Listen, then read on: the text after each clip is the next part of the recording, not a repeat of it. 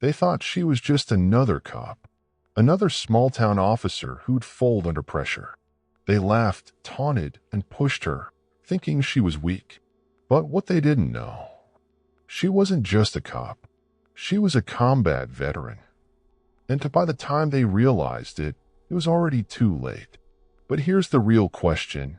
What if this wasn't just about a gas station fight? What if she was never supposed to be here at all? What would you do if your past came back for you in a way you never saw coming? Quick pause before we continue. Tell us where in the world you're watching from. If you're enjoying these stories, make sure to hit subscribe, cause tomorrow's story is going to be mind-blowing. The night air was thick with silence, the kind that settled over small towns after the last bar closed, and the streetlights flickered like dying stars. Officer Claire Monroe sat in her patrol car, her fingers wrapped around a lukewarm coffee cup, the steam long gone, much like the warmth she had once felt for this job. Her cruiser was parked just outside the gas station, a position of habit more than necessity. In towns like this, crime wasn't loud or obvious. It slithered through back alleys, whispered in dark corners, and arrived unannounced in the dead of night. The flickering gas station sign buzzed softly, the only sound in the stillness. Then the first low rumble broke through the quiet, a deep growl cutting through the cool night air. Claire's fingers flexed around her cup. She knew that sound. Not one bike, not too many. The kind of numbers that made people sit up straight, the kind that changed the atmosphere of a place before anyone even realized what was happening.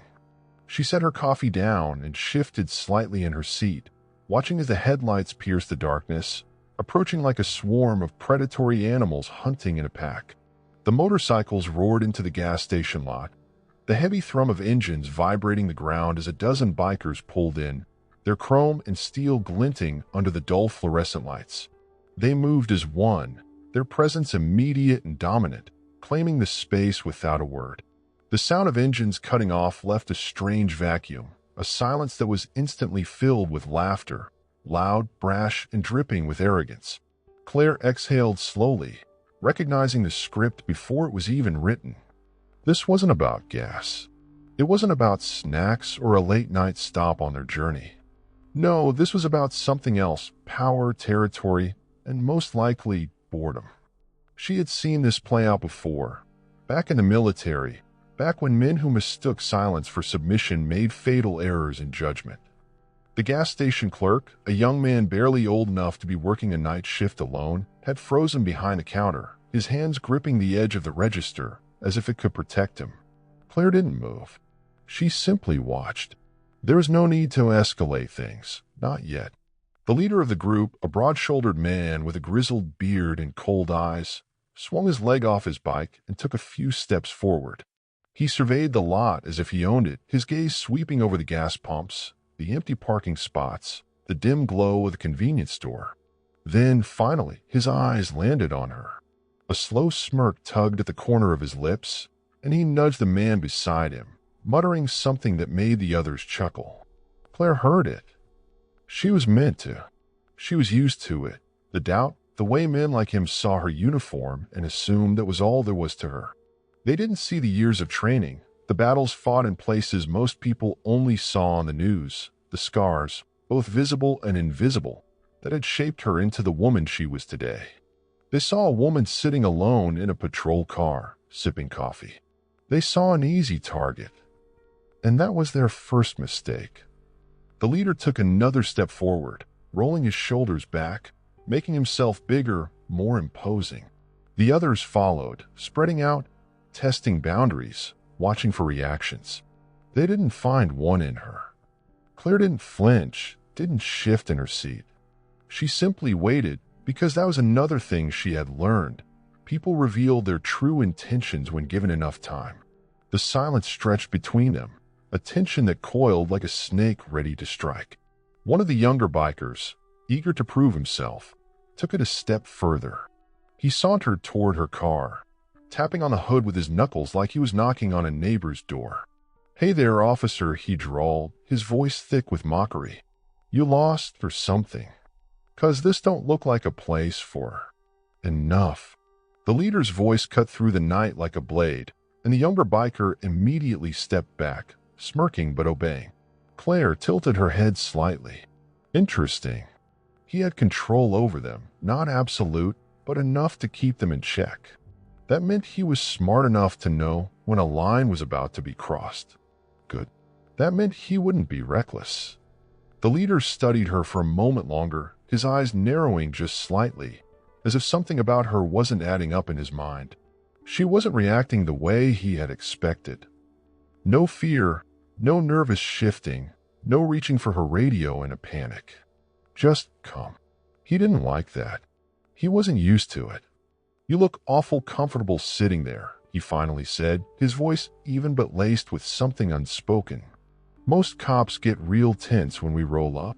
Claire finally moved, setting her coffee in the cup holder and meeting his gaze with an expression so neutral it was unsettling. "That's so," she said, her voice as smooth as the night air. Something flickered across his face, confusion, maybe even frustration. He was used to getting a rise out of people, used to intimidation working like a charm. But she wasn't playing along. Not in the way he wanted. A few of the bikers shifted, exchanging glances. They could feel it too, that something wasn't quite right, that this wasn't going the way they had expected. The clerk inside the gas station was still frozen in place, his eyes darting between the bikers and the officer like he was watching a match slowly ignite. Claire didn't reach for her weapon. She didn't need to.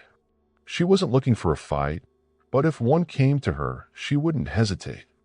And they had no idea just how ready she was. The leader's smirk faded just slightly, his fingers twitching at his side. The night stretched on, heavy with something unspoken. And in that moment, in that fragile, dangerous silence, it became clear that whatever happened next, whatever choice they made, would determine whether this was just another night in a quiet town or the kind of night that people whispered about for years to come. The air between them was thick, charged with unspoken challenges. The gas station lights hummed overhead, casting a yellowish glow over the cracked pavement, illuminating the silent war brewing between the woman in the uniform and the men who believed they owned the night. Claire Monroe remained seated, her hands resting lightly on her thighs, her heartbeat steady, her breath controlled. She had seen this kind of arrogance before, too many times to count. It was always the same. Men like these thrived on fear. They preyed on weakness. They made a game of pushing boundaries, searching for cracks in a person's composure, waiting for the moment their target flinched. But Claire wasn't going to flinch. The leader of the group, the one with the weathered face and the knowing smirk, took a slow step forward. He wasn't in a hurry. He had all the time in the world, and in his mind, so did she. His boots scuffed against the pavement, his leather vest shifting as he moved, the patches on it worn from years of road dust and sweat. The others stayed back, watching, waiting. Some leaned against their bikes, others lit cigarettes, their faces half hidden behind wisps of smoke curling into the night air. They were comfortable, confident. They believed they knew how this was going to play out. Claire had no intention of giving them what they wanted. The leader stopped just short of her driver's side window, his hands tucked into his vest pockets, his smirk widening as he looked her over like she was an amusement, a novelty, a joke. "Didn't mean to interrupt your beauty sleep, officer," he drawled, his voice rough with years of whiskey and cigarettes. "You look real cozy in there." She didn't answer. His grin twitched. That wasn't how this was supposed to go. He tapped a finger against the edge of her cruiser, knuckles rapping against the metal. "Bit rude, don't you think?" he continued, tilting his head. "I'm just trying to have a conversation." The younger biker who had knocked on her hood earlier let out a sharp laugh. "Guess she don't talk much." Another voice chimed in, this one deeper, raspier. "She don't gotta talk. She knows she's outnumbered." A murmur of agreement rippled through the group, their collective bravado thickening, swelling. They were feeding off each other now, testing her resolve, pushing to see how far they could go. Claire had seen this kind of mob mentality before, back in the desert, in places where young men, filled with reckless confidence, thought they were invincible right up until the moment they weren't. She remained silent. The leader chuckled, shaking his head. See, now you're making this awkward. He leaned in slightly, resting a tattooed forearm against the frame of her car window. I get it, lady. You probably don't see much action round here. Just sitting in your car watching the world go by. Lonely job, huh? Claire's eyes flicked to his hand. A small movement, barely noticeable, but he caught it. His grin widened. He thought she was reacting to his closeness, to the implied threat in the way he leaned over her space. He had no idea she was studying him. The scars on his knuckles, the way his fingers curled slightly like they had been broken before and never healed right. The tattoo on his wrists, military, faded but still there. He wasn't just some aimless drifter. He had history. Interesting. She finally moved, slow and deliberate, reaching for her coffee and taking a sip. Her gaze never left his. That made him hesitate. Just for a fraction of a second, but she caught it. The moment stretched between them. The rest of the bikers were still laughing, still taunting, but Claire knew that the real game was being played in the silence between her and the man standing too close. He was waiting for her to show fear, to shift in her seat, to reach for her radio, to do anything that would confirm what he already believed, that she was weak, that she could be toyed with. Instead, she took another sip and smiled.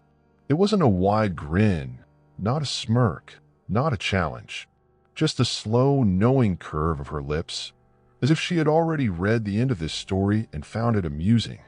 The leader's smirk faltered. Something funny, he asked, his voice still casual, but there was an edge to it now.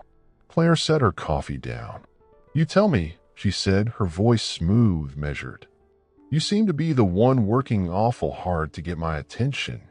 The laughter behind him died down. The shift was subtle, but it was there. The younger biker, the cocky one, scoffed. Oh, she thinks she's tough. Claire's gaze flicked to him, her expression unreadable. No, she said simply. I just think you don't know who you're talking to. The leader's expression hardened. He didn't like that. He wasn't used to being the one on the back foot. He straightened slightly, his fingers flexing. For a brief moment, Claire saw the military in him again, the instinct kicking in, the micro-calculations happening behind his eyes. He was weighing his options. The others were watching him now, waiting for him to react. They had come here expecting an easy target, expecting a night of fun at the expense of a small-town cop. But now something was off. Something wasn't adding up. And Claire could see it in the leader's eyes, the moment he realized that she wasn't afraid. That maybe, just maybe, he had made a mistake. The tension in the air shifted, heavy and crackling. The game was changing, and none of them were ready for what was coming next. For a moment, the world around Claire seemed to slow, the gas station lights flickering like a heartbeat in the background. The scent of gasoline and cigarette smoke thickened the air. The laughter from the younger bikers faded, the distant hum of the highway becoming nothing more than white noise. She had seen this kind of tension before, felt it in her bones long before the moment even arrived. It was the feeling of being in the crosshairs, the quiet just before a storm, the unspoken knowledge that a wrong move could tip everything into chaos. And yet, she didn't move. She didn't flinch. Because Claire Monroe had spent years in places where fear was a luxury she couldn't afford. Her mind slipped back to a world far from this gas station, far from these bikers who thought they understood power.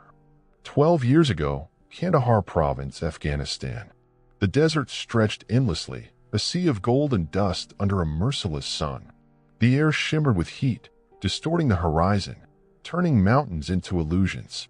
Sergeant Claire Monroe knelt in the dirt, her rifle pressed to her shoulder, her heartbeat steady despite the chaos unraveling around her. The convoy had been hit, a roadside bomb, strategically placed, devastatingly effective. Smoke rose from the wreckage, the sound of distant shouting and gunfire weaving together into the kind of symphony she had learned to live with. She could still hear the explosion ringing in her ears, the way the world had shifted violently as the first truck in the convoy was torn apart. The blast had sent bodies flying, metal screeching, dirt and fire mixing into an unholy storm. The second truck had barely skidded to a stop before the gunfire started, bullets slicing through the air, forcing them into immediate action. Her hands moved on instinct, loading another magazine, her mind calculating angles, distances, options. She wasn't thinking about fear. She wasn't thinking about whether she would survive the next 5 minutes. She was thinking about the men pinned behind the burning vehicle, the ones who wouldn't make it if she hesitated. Her radio crackled, the voice of her commanding officer barking orders. They were cut off. They needed an exit. They needed cover. Claire didn't wait. She moved. Rising from the ground in a burst of motion, she sprinted toward the wreckage, weaving between gunfire, her pulse the drumbeat against her skull. She could hear her name being shouted, could hear someone cursing, telling her to stop, but she didn't. A soldier was trapped, Corporal Diaz. His leg pinned beneath twisted metal, his face streaked with blood and dust. His eyes met hers, wild with pain, with the kind of fear that clawed at a person's throat when they realized death was near. She didn't hesitate. Grabbing him by the vest, she pulled, muscles screaming in protest, dirt kicking up around her as bullets snapped past. Her entire world shrank down to this moment, to the weight of his body against hers, to the sheer force of will it took to keep moving, to ignore the sting of shrapnel slicing through her shoulder. "Keep your head down," she ordered, voice steady, even as her breath burned in her lungs. They barely made it behind cover before another round of gunfire tore through the space where they had just been. Diaz was gasping, his leg a mangled mess of blood and bone, but he was alive, and that was what mattered. Claire pressed her back against the wreckage, gripping her rifle, exhaling slowly. She could hear her unit moving, returning fire, working together to get them out. And she knew, deep in her core, in the part of her that had been shaped by fire and blood, that this was where she belonged. Not because she loved war, not because she craved violence, but because when everything was falling apart, when the world was screaming, when the weak needed someone strong, she was the one who stood. She was the one who moved when others hesitated. She was the one who made sure people made it home. And that was the kind of thing that stayed with a person long after the battlefield was left behind. Present day, back at the gas station. The scent of burning sand and gunpowder faded, replaced once more by gasoline and cheap cigarettes. The bikers were still standing around her, still waiting for her to react, still thinking they were the biggest threat in this moment. They had no idea. Claire exhaled slowly, the memory settling deep into her bones, grounding her. She had spent years in places where men tried to kill her, where survival wasn't a matter of confidence but of skill, where she had learned that violence wasn't something to flaunt. It was something to end quickly and efficiently. And that was why she didn't react the way they expected. She wasn't afraid of them. She wasn't impressed by their numbers, their bravado, their loud voices and crude insults. She had faced worse. She had survived worse. The leader of the gang was still watching her, his smirk faltering just slightly, a flicker of something uncertain crossing his face. He was starting to realize that she wasn't playing the game he had set up. She wasn't intimidated. She wasn't trying to prove anything. She was simply waiting. And that made her dangerous.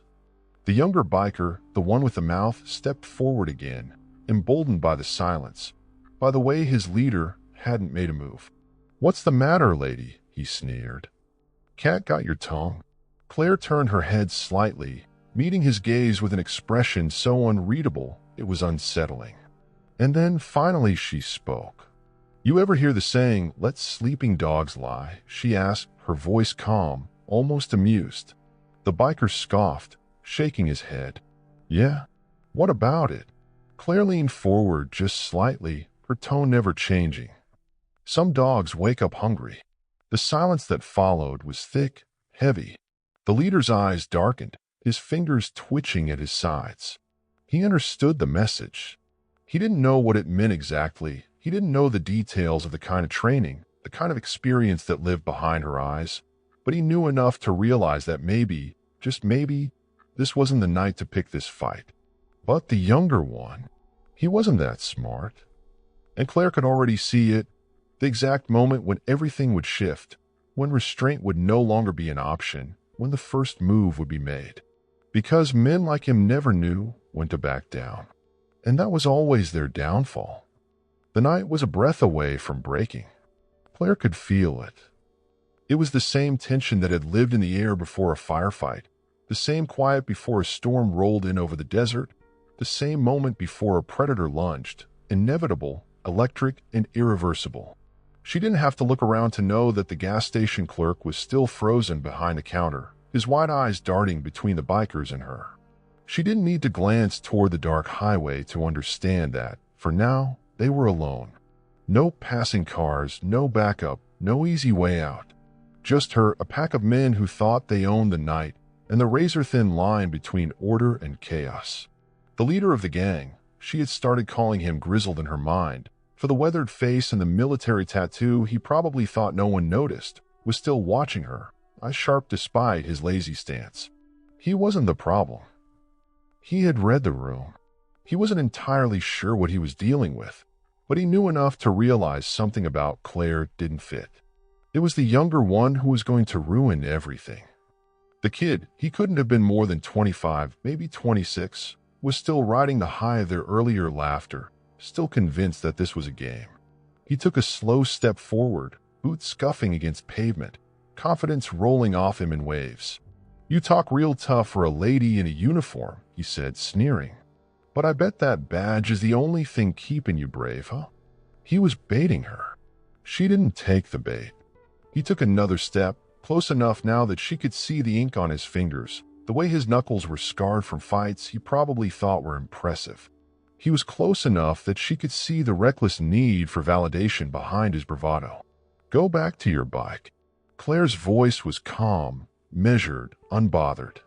A warning, but not a threat. That pissed him off. His nostrils flared, and his mouth twisted into something cruel. "What? Scared I'm gonna hurt you?" He turned to the others, laughing like he had just delivered the best punchline of his life. "Look at this. She's shaken in her boots." He was close. Too close. Grizzled shifted, subtle but telling. He wasn't stopping the kid, but he wasn't encouraging him either. He was watching, waiting, probably debating whether to step in or let things play out. Claire already knew what was going to happen. She had seen it 100 times before, in bars after deployments, in alleyways outside military bases, in the heat of combat when young men thought they were invincible until they weren't. The kid's mouth was still moving, spitting out another taunt, something about how cops hid behind their guns, about how women shouldn't be on the force if they couldn't handle the heat. She barely heard it. Because then, he made his mistake. A hand, fast, cocky, reaching for her wrist where it rested on the open window frame. He thought she would recoil. She didn't. She moved. In an instant, Claire's entire body shifted from stillness into controlled, practiced precision. Her right hand snapped up, seizing his wrist with an iron grip, twisting sharply, not enough to break, but enough to send a white-hot jolt of pain through his nerves. His mouth opened in a shocked gasp, but before a single sound could leave him, she was already moving. Her left hand slammed against his chest, using his own momentum against him. A sharp pivot of her hips, a precise twist of his arm, and suddenly, his weight was no longer his own. His back hit the pavement hard. A strangled, breathless grunt escaped him as he gasped like a fish out of water, his brain scrambling to process what had just happened. He hadn't even seen her move. 1 second, he was standing over her, and the next, he was on the ground, staring up at the hazy gas station lights, his wrists still locked in a vice grip. The laughter died instantly. The bikers froze. Grizzled's expression shifted from amused patience to something far more serious. He straightened slightly, his easy stance gone. The kid on the ground tried to jerk free, but Claire's grip didn't budge. "Easy," she murmured, her voice steady. Not mocking, not triumphant, just factual. "You move wrong, you're gonna break your own arm." A pause. A heartbeat. The kid's breathing was ragged, his chest rising and falling rapidly. He was humiliated, angry, but most of all, he was confused. He thought she was supposed to be weak. He thought she was just another small-town cop with a badge and a bluff. He thought wrong. She released him, stepping back, her posture loose but ready, her expression unreadable. The kid scrambled to his feet, rubbing his wrist, his face a mix of fury and disbelief. "Hey," he spat, taking a step forward. Grizzled's voice cut through the night like a knife. "Enough." The kid stopped mid-step. Claire didn't look away from Grizzled. Neither did he. The moment stretched between them, heavy, charged. She could see it in his eyes, the shift, the recalculation. He wasn't just looking at a police officer anymore. He was looking at something else. Something dangerous. He exhaled slowly, rubbing his jaw. "That wasn't luck," he said. Claire didn't answer. His gaze flicked to the kid, then back to her. His expression wasn't anger, not exactly. It was something closer to respect. Unwilling, reluctant respect. He turned his head slightly, nodding toward the others. "Get your gas. We're leaving." The kid looked like he wanted to argue, but one look from Grizzled shut him up fast. One by one, the bikers moved, slower than before, quieter. They pumped gas, grabbed drinks, all without their earlier swagger. The dynamic had shifted. Grizzled didn't move. Neither did Claire. For a long moment, they just stood there. Two soldiers, two people who had seen things most would never understand, measuring each other in the silence. Finally, Grizzled gave a slow, tired nod. "Semper Fi," he said. The words were quiet, almost lost to the night. Claire's jaw tightened. She didn't say it back, but she understood. And so did he. The bikers finished fueling up, mounting their bikes one by one. Engines roared back to life, but there was no laughter now. No taunts. No games. The kid shot one last glare at Claire, but he didn't say a word. Grizzled swung a leg over his bike, adjusting his gloves. "Maybe next time," he said, watching her. Maybe not. Then, with a final rev of his engine, he was gone. The others followed. And just like that, the night was quiet again. Claire let out a breath, finally reaching for her coffee. Lukewarm. Still tasted like victory. The roar of motorcycles faded into the distance, swallowed by the open stretch of highway, but the moment wasn't over. Not yet. Claire remained still, fingers wrapped around her lukewarm coffee, eyes fixed on the retreating taillights. The kid had taken his loss hard, his pride bruised beyond repair, but it was Grizzled who had truly understood what had happened. He had seen something in her that most wouldn't notice, the stillness, the restraint, the control. He knew what it meant. But it wasn't over. She could feel it. The night had shifted, but it hadn't settled. From inside the gas station, the young clerk was still frozen, his face pale, his hands gripping the counter like it was the only thing keeping him upright. His wide eyes flicked between her and the parking lot, as if trying to make sense of what had just unfolded. Claire exhaled slowly. The tension in her shoulders hadn't left. Something was coming. And then she heard it. The rumble of an engine returning. One bike, not the whole gang. Just one. Claire placed her coffee back in the cup holder and stepped out of the cruiser, the night air cool against her skin. The gas station lights buzzed faintly, the world otherwise silent. Then the motorcycle came into view. Not Grizzled. The kid. He had turnaround. Claire didn't react, didn't shift her stance, didn't show even a flicker of surprise. She had known. Some men couldn't take a loss.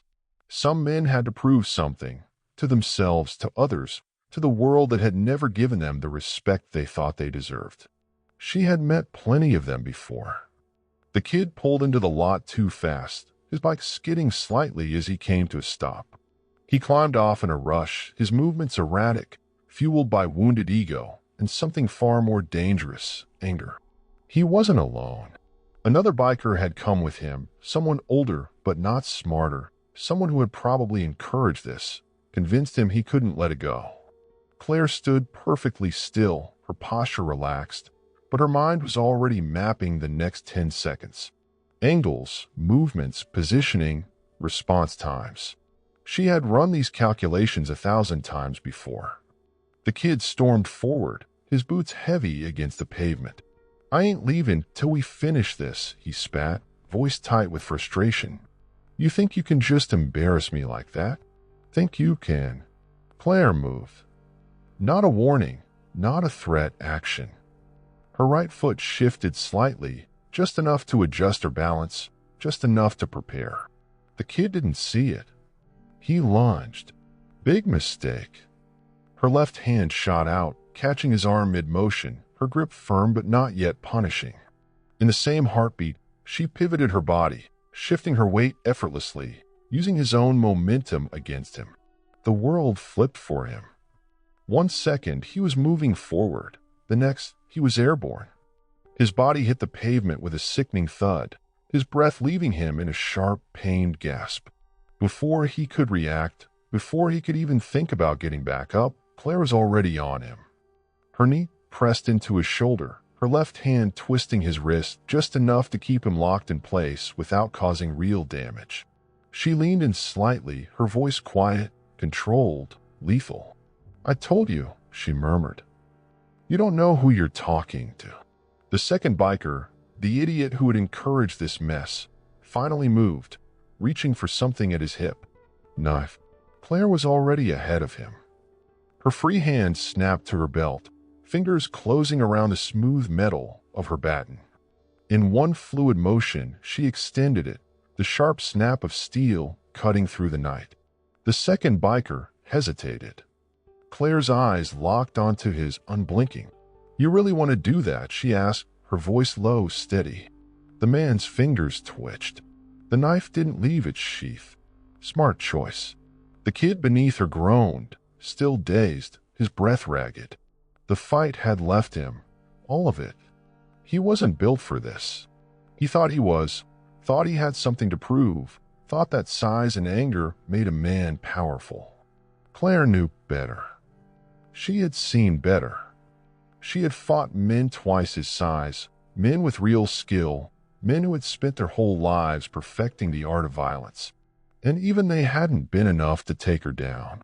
A bruised ego didn't stand a chance. The second biker finally stepped back, his hands rising slightly, palms open. "We're done," he muttered, voice clipped tight. He looked down at the kid, his jaw clenching.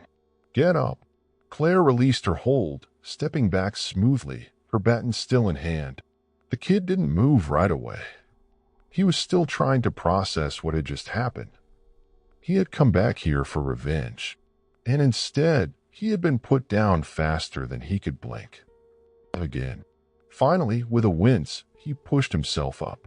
His wrist was red where she had twisted it, his pride shattered beyond recognition. His gaze flickered to her, filled with something new now, not just anger, but fear. Claire sighed, shaking her head. "This was your one chance to walk away," she said, voice unreadable. "You wasted it." The words hit harder than the pavement. The kid's lips pressed into a tight line, his shoulders tense, but he didn't argue. The second biker nudged him toward the bike, muttering something under his breath. Within seconds, they were mounted up. The kid hesitated, gripping the handlebars like they were the last thing tethering him to his pride. His jaw clenched, his knuckles white. Then he gunned the engine. The sound ripped through the night, but it wasn't a victory. It was an escape. They tore out of the lot, tires screeching against the pavement, disappearing down the highway, vanishing into the darkness. And then, silence.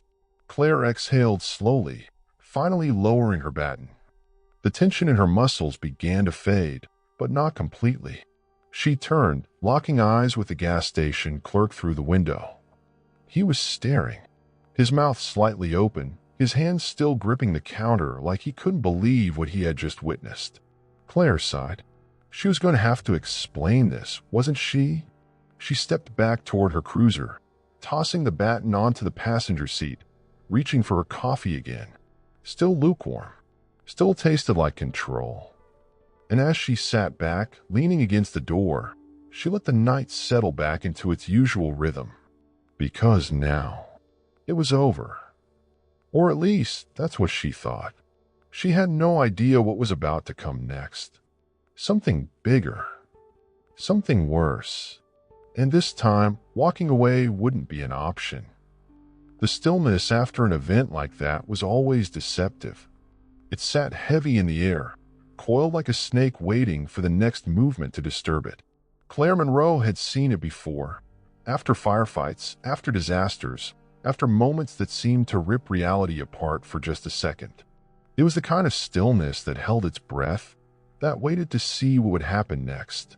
And as she stood there, fingers still wrapped around her lukewarm coffee, her breath steady, she became acutely aware of the eyes on her. The gas station clerk hadn't moved. He was still behind the counter, his body as rigid as a mannequin, his expression frozen in a mixture of shock and something else. Claire recognized that look. It wasn't just disbelief, it was the kind of unspoken respect that came when someone witnessed absolute control. The kind of control that made a person realize they had never truly seen power until now. But he wasn't the only one watching. A car sat parked by the air pump, its occupants, an older couple, staring through the windshield with wide, uncertain eyes. The husband's knuckles were white against the steering wheel, his lips pressed into a thin, unreadable line. The wife's mouth was slightly open, caught mid-exhale, like she had just realized she had been holding her breath the entire time. Across the lot, another man, a trucker by the look of him, wearing a grease-stained jacket and a trucker cap pulled low over weathered features, stood outside his rig, arms crossed, watching intently. He wasn't afraid. If anything, there was something familiar in his expression, something that told Claire he had seen his fair share of violence. And he knew what he had just witnessed. But it wasn't admiration in everyone's eyes. Near the gas pumps, a group of locals had gathered. A handful of men mid-40s, work boots, flannel shirts, the kind of people who spent their days fixing engines or working construction, were exchanging uneasy glances. One of them, a broad man with a beer gut and a receding hairline, muttered something under his breath to the others. Claire caught the way their postures shifted, the way their eyes flicked toward her, wary, guarded. She could already hear the complaints forming in their minds. She didn't need to do all that. She could have just told them to leave. What kind of woman gets trained like that? Claire exhaled slowly. It was always the same. Respect wasn't universal. To some, power in a woman was unnatural. To others, control like hers was intimidating. And then there were the ones who simply didn't like the idea of someone like her being capable of something they weren't. She had seen it before, on the force, in the military, in every room where she had to prove herself twice as much to earn half the respect. It wasn't about what she had done. It was about who she was. The tension among the locals was subtle, but it was there, and Claire wasn't blind to it. The trucker near his rig finally spoke, his voice carrying across the lot. "That was some damn fine work," he said, nodding toward her. His tone was measured, honest. Not the kind of flattery people used to smooth things over, but the kind of acknowledgement that came from someone who understood. Claire gave him a small nod, nothing more. The older man in the parked car finally exhaled and shook his head. His wife reached over, touching his arm as if to ground herself. Neither of them spoke, but their expressions said enough. They hadn't expected to witness something like that tonight. And then the muttering started. The man in the flannel, the one whose eyes had been shifting between her and the others, shook his head, stepping forward slightly, just enough to make a statement. "That was too much," he said, his voice edged with something just shy of accusation. Claire didn't react. He wasn't finished. "You could have just, hell, I don't know, talked them down," he continued, his words deliberate, searching for agreement from those around him. "I mean, I get it. They were punks. But breaking a man's pride in front of his people like that, that's how you make enemies." A few nods. Not many, but enough. The trucker scoffed. Enemies? What do you think she should have done, Carl? Let him swing at her? Let them run their mouths until they were feeling real brave? That's how you get real problems. He shook his head, shifting his weight. She ended it before it started. Carl, flannel guy, crossed his arms, challenged. She didn't have to end it like that. Silence. And then, she did exactly what needed to be done. The voice came from the most unexpected place. The gas station clerk. His voice was quiet but firm. His hands were no longer gripping the counter. His gaze was locked onto Claire, something different in his expression now, understanding. I was in here, he continued, his tone gaining confidence. I saw it. That guy, the one she put down, he wasn't going to back off. He was looking for an excuse. If she didn't shut him down fast, we'd be dealing with something a whole lot worse. That shifted something in there. The older man in the car nodded slightly. The trucker smirked. Carl scoffed but didn't argue further. And just like that, the moment passed. Claire exhaled through her nose, rolling her shoulders slightly. It didn't matter what the town thought. It never did. The ones who got it, got it. The ones who didn't, never would. She had learned that a long time ago. The clerk hesitated, then stepped forward slightly, wiping his hands on his apron. Hey, do you? He paused like he wasn't sure if he should ask. Do you want a coffee? On the house. Claire blinked. Then, for the first time that night, she smiled. Yeah, she said finally. That'd be nice. And as she stepped inside, letting the door swing shut behind her, she couldn't shake the feeling that this night, this moment, was only the beginning of something much, much bigger. Because what had just happened wasn't over. Not yet. The door to the gas station swung shut behind Claire, the overhead bell chiming softly. Inside, the air was thick with the scent of stale coffee, gasoline, and the faint musk of cleaning chemicals. The clerk, still visibly shaken, fumbled with the coffee pot, his hands trembling as he poured her a fresh cup. Claire let the silence settle around her. She had learned a long time ago that people needed space after witnessing something they didn't quite understand. Some tried to fill the void with nervous chatter, others with whispered opinions. But the ones who truly grasped what had just happened, they were always the quietest. The coffee sloshed slightly as the clerk set it in front of her. He looked up, his face still pale, but there was something new in his expression now, respect. That was, he stopped, shaking his head. I mean, I ain't never seen anyone move like that before. Claire didn't answer right away. She took the cup, letting the warmth seep into her fingers. Most people don't. The clerk swallowed, nodding. His eyes flicked toward the window, where a few of the bystanders were still lingering outside, talking in hushed tones. Some were still clearly debating what they had seen, whether they agreed with it or not. And then, the door opened behind her. The bell chimed again. Claire felt it before she saw him, the weight of someone's presence. The man moved slowly, deliberately. Heavy boots against tile. A firm stride. The kind of steps that didn't just occupy space, but owned it. She turned. He was old, but not weak. Broad-shouldered, tall, his frame thick with the kind of muscle that didn't fade with age. His gray beard was neatly trimmed, his hair cropped short. His eyes sharp, alert, calculating. Not in a way that threatened, but in a way that understood. Claire had spent her entire adult life around men like him. Soldiers. The man studied her for a long moment, the silence stretching between them. Then he nodded. Once. It was subtle, barely there, but Claire knew exactly what it meant. Recognition. Not just of what had happened tonight, but of who she was. The clerk glanced between them, uncertain. Oh, you need something, sir. The old man didn't answer right away. His eyes didn't leave Claire's. Then finally he spoke. You were in Afghanistan. Not a question. A statement. The air inside the gas station shifted. The clerk straightened slightly, his brows furrowing. A few of the customers outside, who had been loitering near the window, turned their heads toward the conversation. Claire studied the man, her fingers tightening slightly around a coffee cup.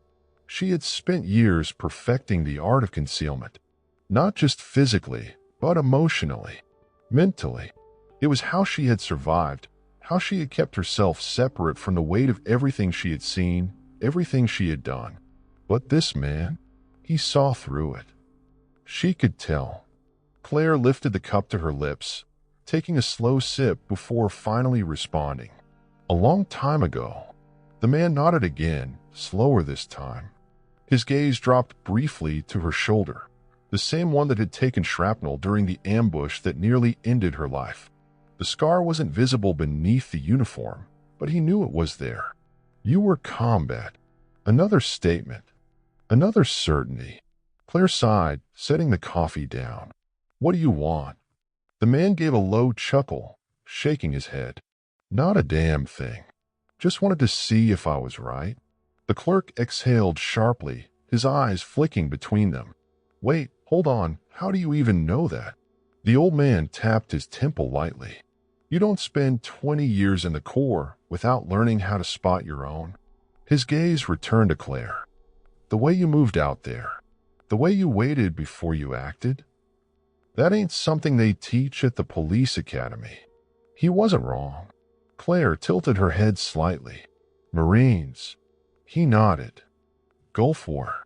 Then back again in '03. He exhaled slowly. Guessing you were there for the bad years. She didn't answer. She didn't need to. The silence spoke for her. The old man studied her for a beat longer, then smirked slightly. You got out clean, huh?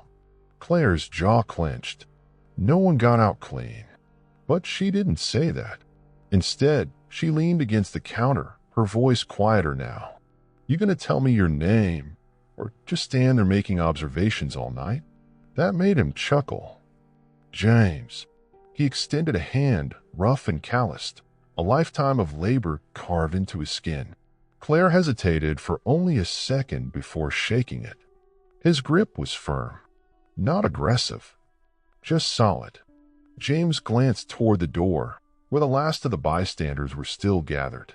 Not everyone out there knows what they just saw, he said, his voice dropping slightly. But some of us do. Claire didn't respond. She didn't need to. James stepped back, adjusting the cuff of his jacket. I'm parked down the road, he said, nodding toward the direction the bikers had left in. If they come back looking for trouble, you give me a call. The offer was genuine. No strings attached. It was the kind of thing soldiers did for each other, even ones who had never met before. Claire exhaled, picking up her coffee again. They won't. James tilted his head. Maybe not. But that leader of theirs, he knows. He saw what I saw. Claire took a slow sip. Good. James smirked. Damn right. And with that, he turned and walked out. The door swung shut behind him, the bell chiming one last time. The clerk stared at her, still absorbing everything that had just happened. That was the weirdest conversation I've ever heard, he muttered. Claire chuckled softly, shaking her head. You'll get used to it. But deep down, she knew James was right. Tonight wasn't over. Not really. Because Grizzled, the leader of the bikers, had seen everything.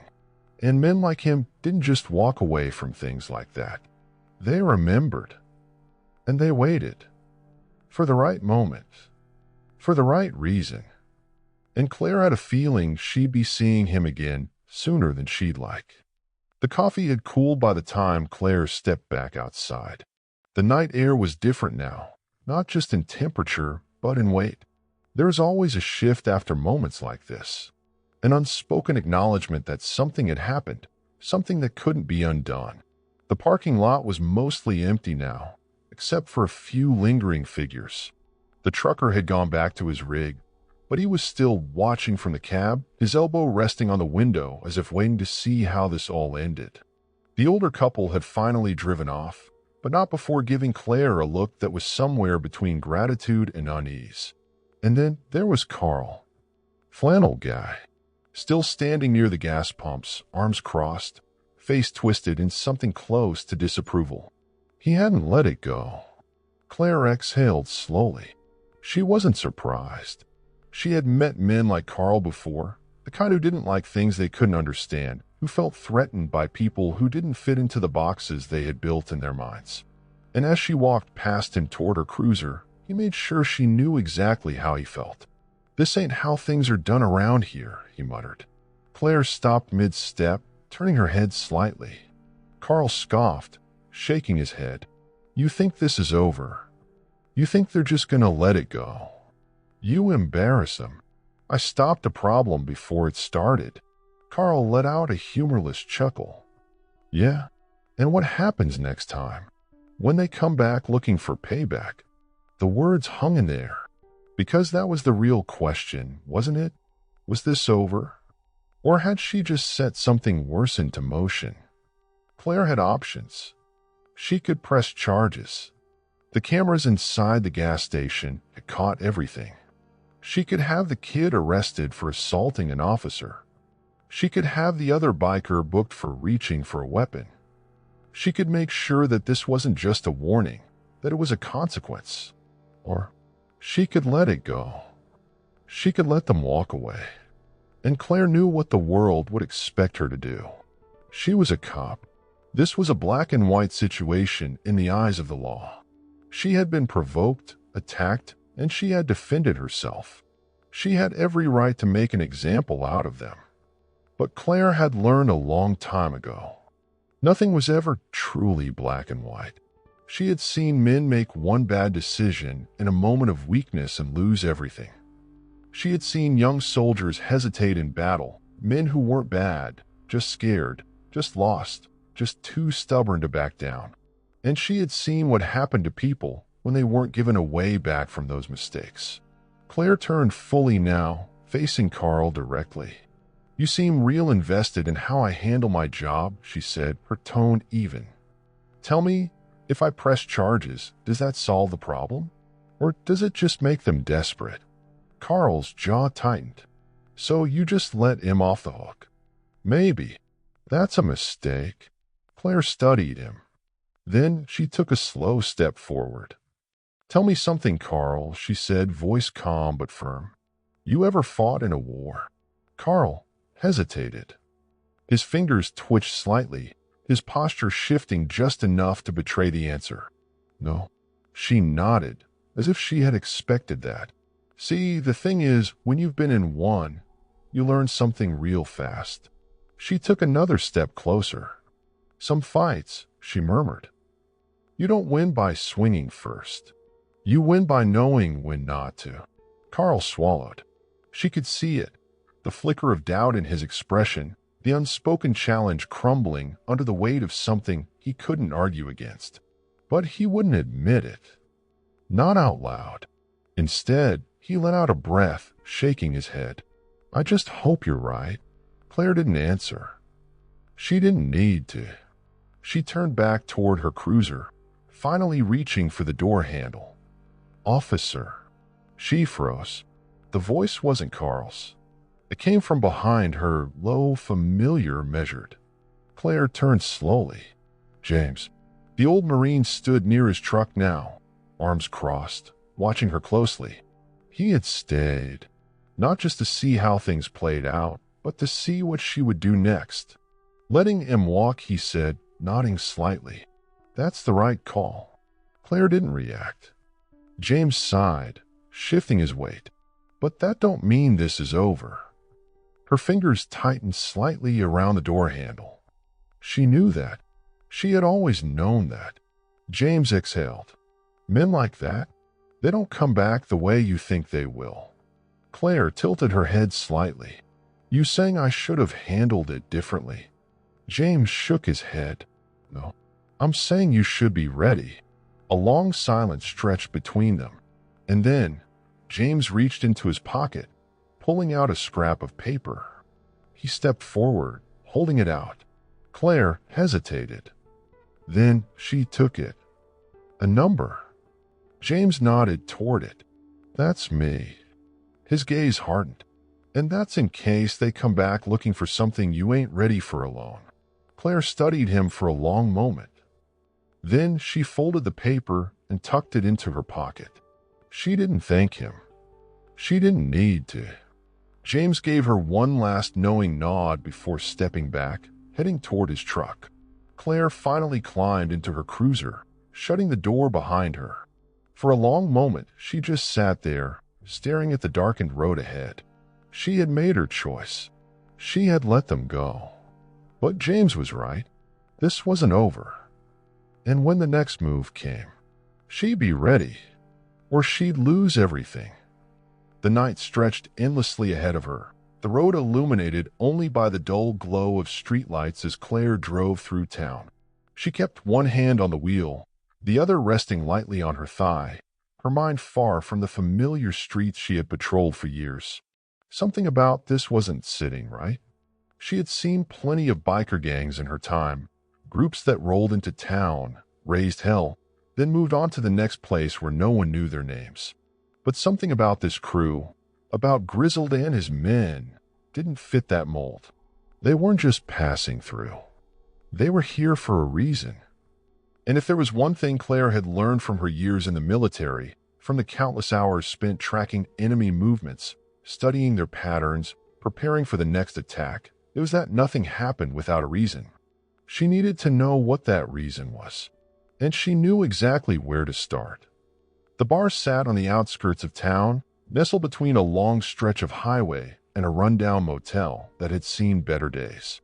The neon sign above the door flickered weakly, its glow barely illuminating the dirt parking lot where a few motorcycles still remained, remnants of the gang that had left the gas station earlier that night. Claire pulled in, cutting the engine but leaving the lights on just long enough to cast her shadow across the bar's entrance. A quiet warning. A statement. She wasn't here to play games. The interior was dimly lit, the smell of stale beer and cigarette smoke thick in the air. A few heads turned as she stepped inside. Locals, drifters, men with tired eyes who had seen too many nights like this one. The bartender, an older man with a graying beard and a permanent scowl, barely glanced up as she approached the counter. "What brings you here, Officer Monroe?" he muttered, wiping a glass with a rag that looked like it hadn't been washed in years. Claire leaned against the counter, scanning the room before finally settling her gaze on him. "Bikers," she said simply. The bartender snorted. "Yeah, we got 'em. And I want to know why they're here." He set the glass down with a heavy thud, his expression unreadable. "They pass through all the time. Ain't illegal." "Didn't say it was," Claire replied evenly. A long pause. Then the bartender sighed, rubbing a hand over his face. "They're not just passing through," he admitted. Claire waited. "They've been coming around more often the last few months," he continued. "At first, it was just a couple of them, then more. Always the same guys. They don't start fights, don't cause trouble. But they're watching something." Claire's fingers tapped lightly against the bar. "Watching what?" Another pause. Then, the old factory. The word sent a slow ripple of realization through Claire's mind. The factory had been abandoned for years, its rusted shell looming at the edge of town like a forgotten relic of a past that no one wanted to talk about. It had once been the beating heart of the local economy, employing half the town until it wasn't. Shut down. Boarded up. Left to decay. There were rumors, of course, that it was haunted, that someone still lived in its shadows, that people disappeared there. But nothing had ever been confirmed. And yet, why, she asked. The bartender hesitated. Then, lowering his voice, he said, "Because someone else is watching it too." Claire frowned. "Who?" The bartender shook his head. "Don't know. Just know it's been happening for a while. And these bikers, they ain't dumb. They know something's off." Claire leaned back slightly, the weight of the conversation settling into her bones. This wasn't random. This wasn't just a group of men looking for trouble. They were here for a reason. And that meant Grizzled wasn't the enemy. He was hunting one. Claire exhaled slowly, rolling her shoulders. This changed everything. If there was something or someone worth watching at that factory, it meant trouble wasn't coming. It was already here. She needed to find out what it was. And she needed to find out fast. But first, she needed to have another conversation with Grizzled. Because whether he liked it or not, they were on the same side now. The drive back into town was quiet. The hum of the engine, the only sound as Claire navigated the darkened roads. But her mind was loud. She had spent years learning how to quiet her thoughts, how to lock them away behind walls so thick that even she couldn't reach them sometimes. But tonight, the walls were cracking. The revelation at the bar had changed everything. The bikers weren't just some random gang causing trouble. They were here for a reason. They were watching something. Something at the abandoned factory. Something that had been there for a while. And now she had a choice. She could ignore it. She could do her job, the job everyone expected of her. Log the incident at the gas station. File the report. Move on like none of this ever happened. Or she could dig deeper. But that wasn't what scared her. What scared her was that she already knew what she was going to do. Claire clenched her jaw, gripping the wheel a little tighter. She had never been good at staying out of things. Not in the military. Not on the force. Not in any part of her life. And this was feeling familiar. Too familiar. 12 years ago, Kandahar, Afghanistan. The weight of the rifle in her hands. The heat pressing down on her like a second skin. The smell of dust and sweat and something far worse lingering in the air. She had been given orders. Stay put. Hold a line. Do not engage. And she had broken them. Not because of arrogance. Not because of recklessness. Because she knew something was wrong. Because she couldn't ignore it. Because she wasn't built that way. And she had been right. But being right didn't come without consequences. She could still hear the sound of the explosion. The way the world had turned inside out in an instant. The way the heat had burned her lungs as she crawled toward Diaz, his blood soaking the dirt, his eyes wide with shock. She had saved lives that day. But she had also learned a lesson. Being right didn't always mean winning. It just meant you got to carry the weight of it alone. And now she was about to make the same mistake. Or was it a mistake? Claire exhaled slowly, her eyes flicking toward the folded piece of paper tucked into the center console. James's number. A lifeline. A reminder. She wasn't the only one who saw what was happening. She wasn't the only one who understood that this wasn't over. She pulled the cruiser into her driveway, shutting off the engine but not moving right away. The house was dark, the porch light off. She hadn't left it on. She never did. She had lived here for 3 years now. Quiet street, a small home, a life that was supposed to be simple. Supposed to be. But simplicity wasn't in her nature.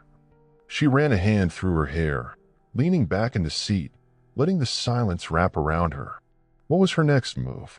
Officially, there wasn't one. She wasn't assigned to investigate the factory. There was no crime reported. No reason for her to stick her nose into something that wasn't her responsibility. But that didn't matter. Because she knew better.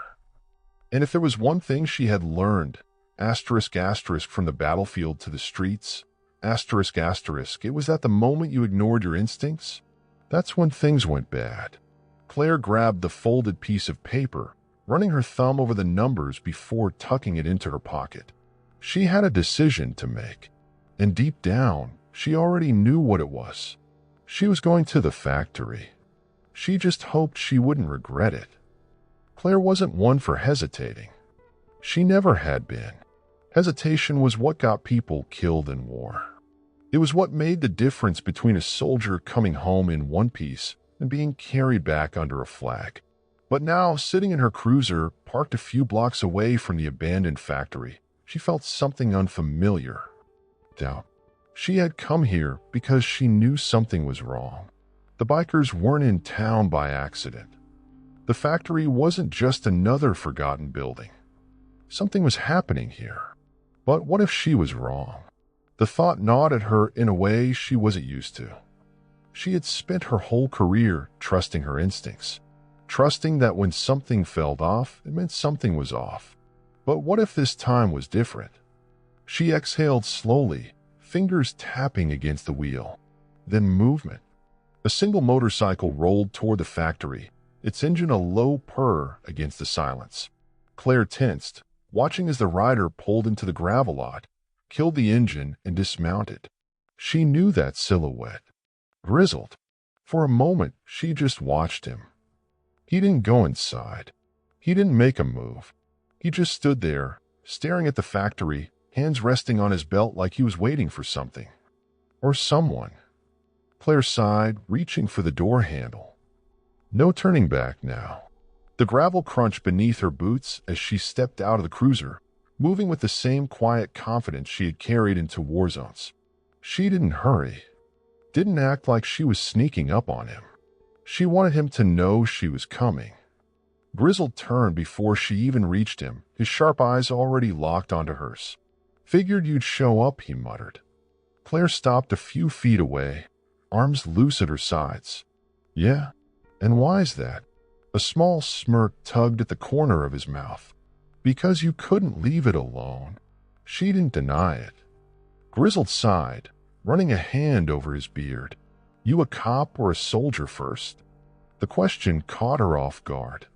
It wasn't just a question. It was the question. The one she had spent years trying to answer for herself. She crossed her arms. Why does it matter? Grizzled tilted his head slightly. Because the way you handled yourself back there at the gas station, that wasn't police work. Silence. Claire didn't blink. Didn't move. She didn't have to. They both knew he was right. You were in the Marines, she said finally. Grizzled nodded. Once upon a time. Combat. More than I care to remember.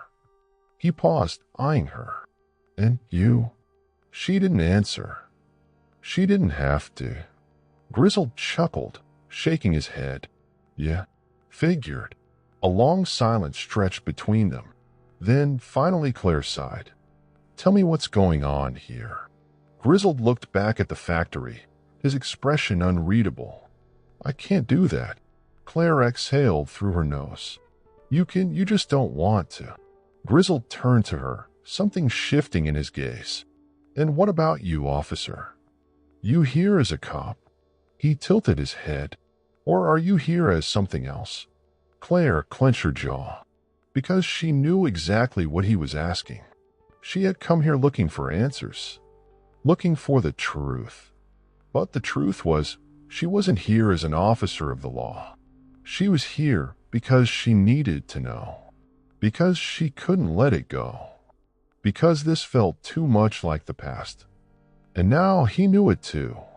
Grizzled took a slow step forward, lowering his voice. I got a proposal, he said. Claire didn't react. Didn't even breathe. You want to know what's going on here? You want to know why we've been watching this place? He tilted his head. Then ride with us. That caught her off guard. Her eyebrows lifted slightly. Excuse me? Grizzled smirked. Get on a bike. Ride with us. See what we see. Claire let the words settle. She should have said no. She should have walked away right then and there. But instead, she asked the only question that mattered. When? Grizzled's smirk widened. No. Claire had spent most of her life walking into situations where the odds were stacked against her. She had stepped onto battlefields where the air was thick with the scent of burnt metal and sweat. She had walked into interrogation rooms where men twice her size swore they wouldn't break, but they always did.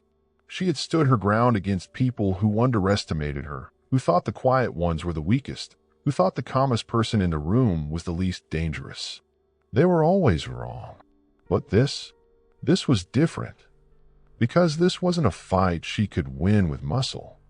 It wasn't about who was stronger, faster, or more trained. It was about trust. And trust was the hardest battle of all. The factory loomed ahead, its rusted metal walls standing like a skeleton in the moonlight. The air smelled of oil and decay, the remnants of industry long abandoned. The bikes were lined up in a messy row outside, their engines still warm from the ride. The gang had gathered near the loading dock, some leaning against their bikes, others lighting cigarettes, their faces illuminated by the red glow of burning embers. And Claire? She stood alone. Grizzled climbed off his bike, stretching his shoulders, rolling his neck. He moved like a man who had spent his whole life carrying too much weight. Not just physically, but mentally. He gestured toward the factory. This is it. Claire crossed her arms. And what exactly is it? The others watched her carefully, some with curiosity, some with suspicion. One of them, the kid from the gas station, the one she had put on the ground, stood near the back, arms crossed, scowling. He still hadn't let it go. Grizzled exhaled. "We've been tracking someone," he said. "Someone dangerous." Claire raised an eyebrow. "And you didn't think to involve the police?" A few of the bikers laughed. Grizzled just smirked. "Cops don't care about the kind of people we deal with. The kind that slip through the cracks. The kind that don't make it into your reports." He paused. "The kind that leave bodies behind, but never evidence." That got her attention. Claire studied him carefully. "Who are you looking for?" Grizzled ran a hand over his beard. "A man who doesn't exist." Claire's jaw tightened. She hated riddles. Grizzled must have seen it on her face because he sighed. "We don't know his real name. No records. No ID. No digital footprint. But we know what he does." He nodded toward the factory. "He moves people." Claire's stomach turned slightly. "Trafficking." Grizzled's expression darkened. "Yeah, and worse." Silence settled over them. The laughter from the bikers was gone. Their casual posturing had disappeared. They were serious. Claire felt something heavy settle in her chest. Because this wasn't just violence. This wasn't just petty crime. This was bigger. This was the kind of thing that ate away at people, that stayed with them long after the fight was over. She had seen it before. In war zones, in places where people vanished and no one came looking. She thought she had left that behind. But it had followed her home. Claire exhaled through her nose, trying to keep her voice steady. "And what do you need from me?" Grizzled met her gaze. "We need you to make a choice."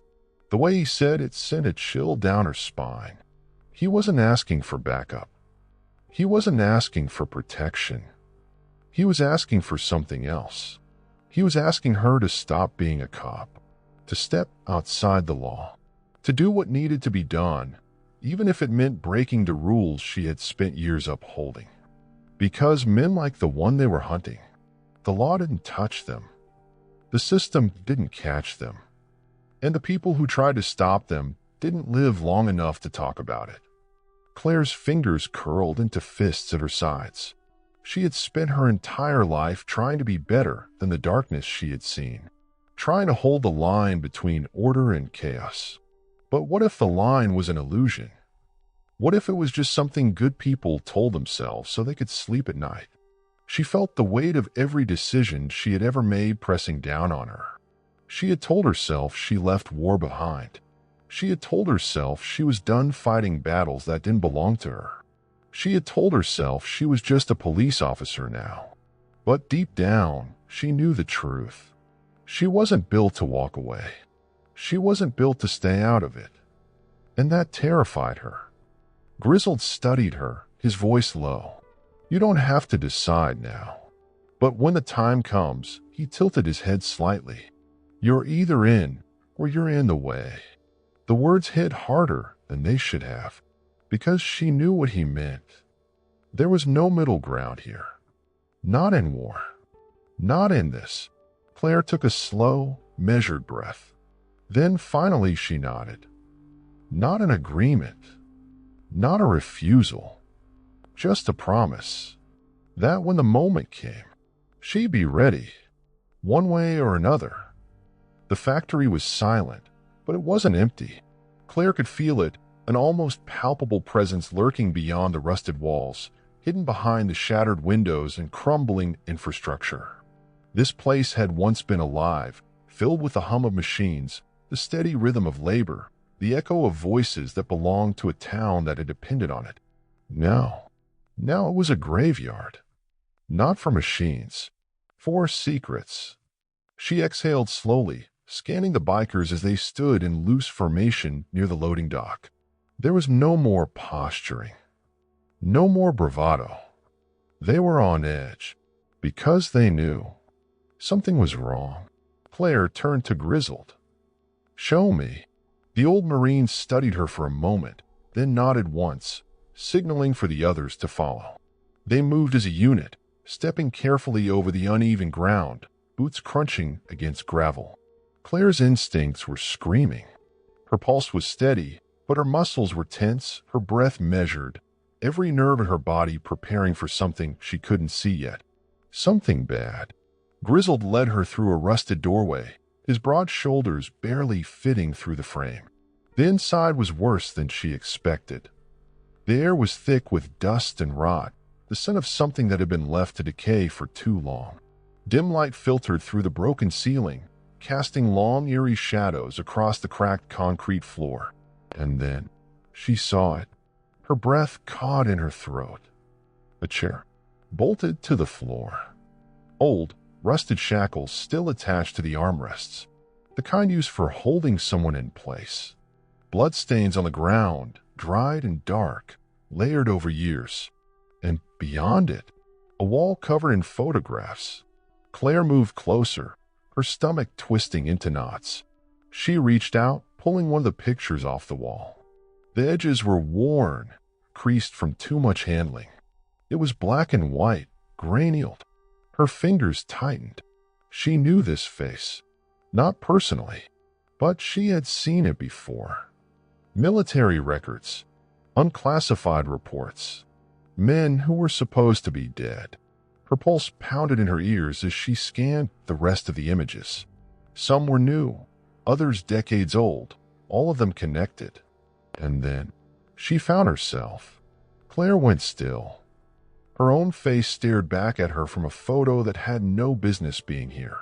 A younger version of her. Not from her time in uniform. Not from her police academy records. Something else. Something classified. She felt Grizzled move behind her, his presence solid, steady, but his voice was laced with something different now. Something personal.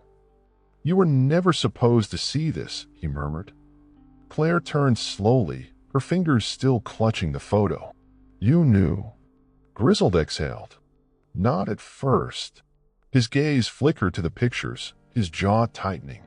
"But once we started looking into this place, once we saw what was really happening," he shook his head, "I put the pieces together."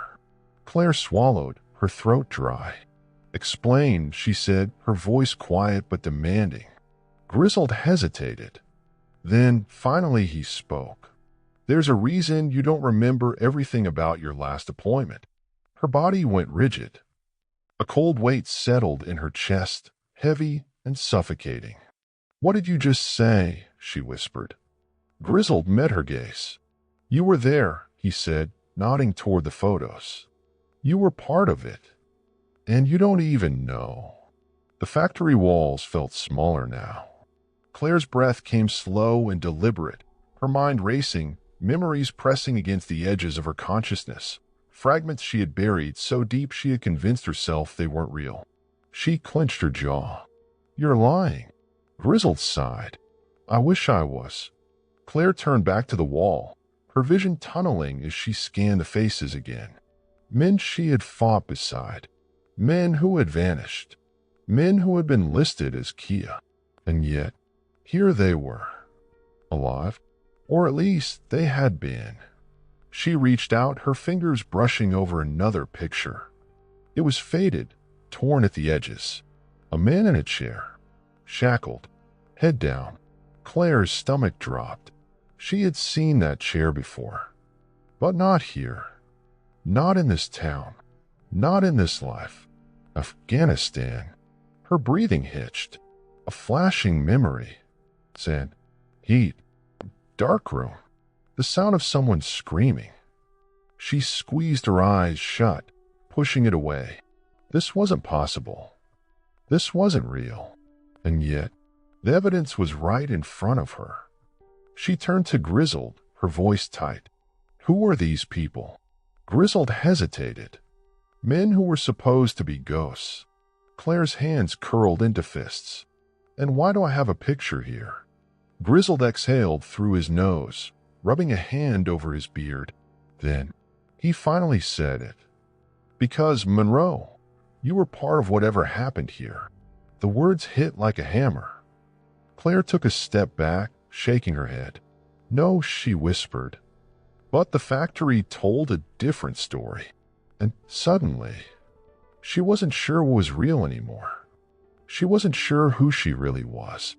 The world tilted. Claire's breath came in slow, measured inhales, but her pulse was hammering in her ears. She kept staring at the photograph, her own face, frozen in time, captured a moment she didn't remember. The weight of it pressed against her chest like a suffocating grip, and for the first time in years, she felt truly unsteady. This wasn't possible. This couldn't be possible. But it was. The factory had been abandoned for years, or so the town believed. Yet here it was, filled with ghosts. Faces from a past she had left behind, men she had fought alongside, names that should have been carved into headstones, not pinned to a decaying wall in a forgotten building. And then there was her. Why was she here? Grizzled shifted beside her, watching carefully. He knew she needed a moment. Knew what this revelation meant, even if she wasn't saying it. Claire swallowed, forcing herself to look away from the wall. What happened here? Grizzled sighed, rubbing a hand over his beard. That's the million-dollar question. She turned sharply to him. No more games. Tell me everything. He held her gaze for a long moment, then nodded. All right. The others stayed quiet, the tension so thick it felt like the walls were pressing in. Even the kid, the one who had been hell-bent on hating her, looked uneasy. This was bigger than all of them. Grizzled leaned against the rusted doorframe, exhaling slowly. After the factory shut down, this place sat empty for years. But a few months ago, we started hearing whispers, people moving in and out, unmarked trucks showing up in the middle of the night, no paper trails. We came to check it out, but we never got close enough to see what was really happening. His eyes flickered to the photographs. Until we found these. Claire clenched her jaw. And you didn't go to the police? Grizzled gave a humorless chuckle. Lady, you saw how people reacted when you put one of ours on his ass. You think they're going to listen to a bunch of bikers talking about some shadow operation in a ghost town factory? He had a point. The people in this town liked their simplicity. They didn't ask questions they didn't want answers to. And maybe, just maybe, that was why no one had noticed what had been happening right under their noses. Claire turned back to the wall, her fingers brushing over the edges of her own photograph. Where did these come from? Grizzled hesitated.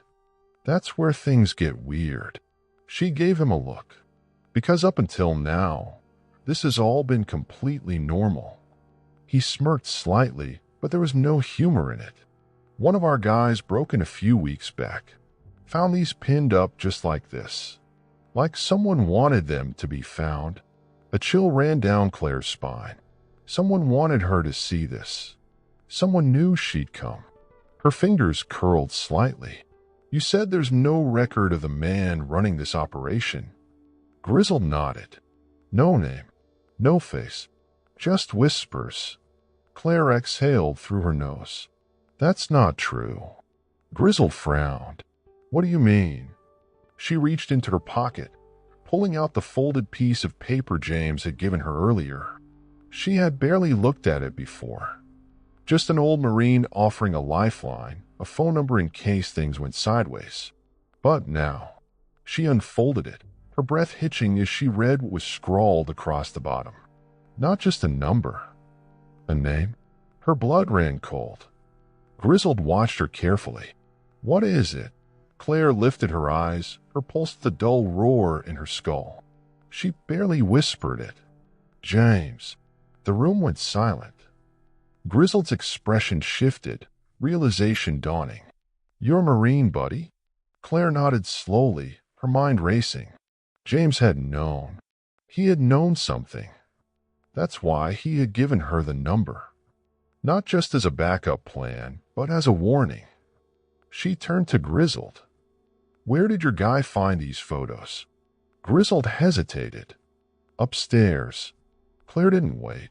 She moved, boots hitting the cracked concrete, her breath steady, every muscle in her body tuned to the tension. Because she knew, this wasn't just about some old photographs. This was about James. And something told her. He was still here. Grizzled and the others followed as she pushed through a rusted doorway, stepping into a narrow, dark staircase. The air was stale, thick with the scent of mildew and rust. She took the steps 2 at a time. At the top, there was a hallway. A single door. Padlocked. Claire exhaled, rolling her shoulders. Stand back. Grizzled didn't argue. She stepped forward, lifting her leg, and kicked the door in. The wood splintered, the lock snapping as the door flew open. And inside, a man, tied to a chair. Weak, pale, but alive. Claire's breath caught, because she knew this man. Not from the factory, not from her past deployments. She knew him from the gas station. From earlier that night. James. Grizzled muttered a curse. Jesus Christ. Claire moved, kneeling beside James, her fingers going to his neck, searching for a pulse. It was there. Faint, but there. His eyelids fluttered, his lips parting slightly. Then, a whisper. So soft she barely heard it. But when she did, the factory felt colder. Her stomach turned, because James didn't say help me. He didn't say get me out of here. He just opened his eyes, looked at her, and whispered, You're not supposed to be here. The floor beneath her felt like it was disappearing. Grizzled stiffened. The bikers behind her shifted, and then a noise from behind them. A door creaking open, and suddenly, they weren't alone. The sound was small, just a creak of metal, the whisper of a door shifting on rusted hinges, but it sent a violent ripple through Claire's body, every instinct snapping into place. She turned sharply, eyes cutting through the dim light, muscles coiled, ready. The others had heard it too. Grizzled's hand drifted toward his belt. The younger bikers straightened, their postures shifting from loose to ready.